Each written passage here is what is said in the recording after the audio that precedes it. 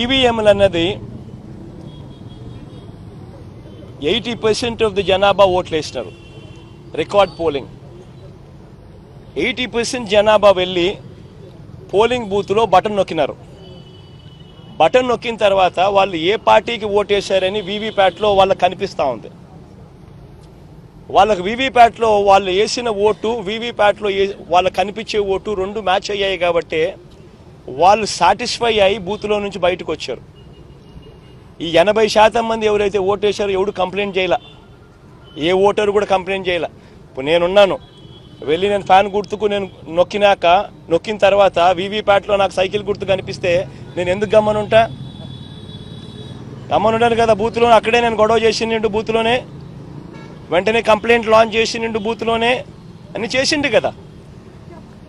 అట్లా ఏ పార్టీకి ఎవరన్నా కానీ ఇలా ఓటేసిన తర్వాత వీవీప్యాట్లో వేరే పార్టీకి ఓటేసినట్టుగా ఎవరికి కనిపించలేదు కాబట్టి 80% మంది జనాభా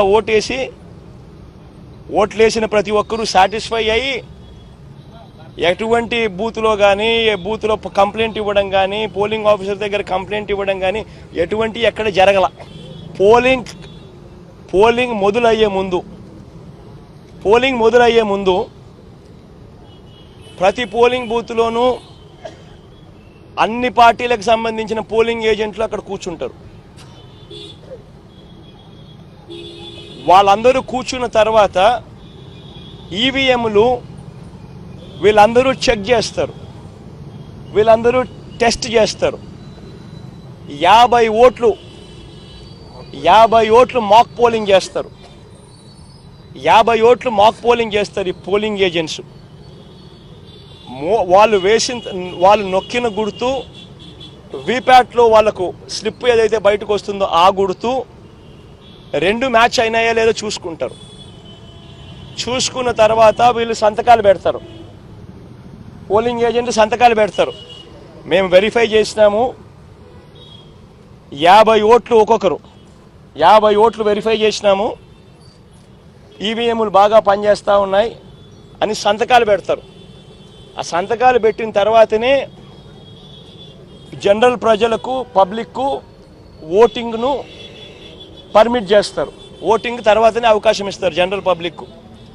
మరి ఇటువంటి తెలుగుదేశం పార్టీకి సంబంధించిన ఏజెంట్లే అన్ని పార్టీలకు సంబంధించిన ఏజెంట్లతో పాటు కలిసి నొక్కి వీవీప్యాట్లలో కూడా దాన్ని చూసుకొని కరెక్ట్గా అన్నీ పనిచేస్తూ ఉన్నాయని చెప్పి వెరిఫైడ్ అని చెప్పి సంతకం పెట్టి పోలింగ్ ఆఫీసర్లకు ఇచ్చిన తర్వాతనే పోలింగ్ మొదలైంది.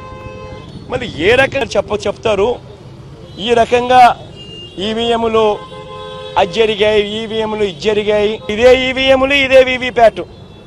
ఆయనకు అనుకూలంగా తీర్పు వస్తే ఏమలా అన్ని బాగున్నాయి, వీవీప్యాట్లు బ్రహ్మాండంగా ఉన్నాయి, ఈవీఎంలు బ్రహ్మాండంగా ఉన్నాయి.